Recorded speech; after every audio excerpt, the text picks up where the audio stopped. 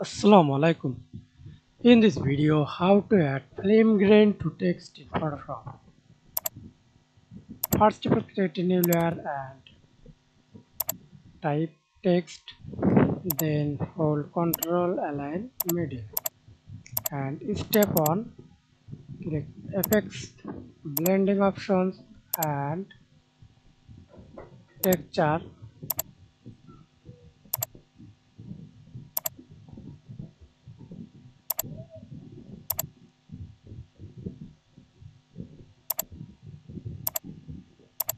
Dissolve, Opacity,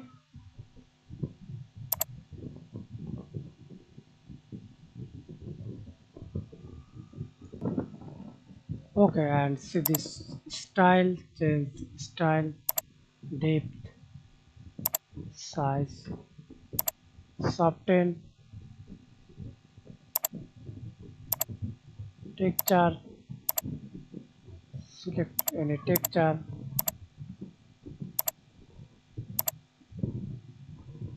That's it. Thanks for watching video. Please subscribe to my channel, like, comment, share.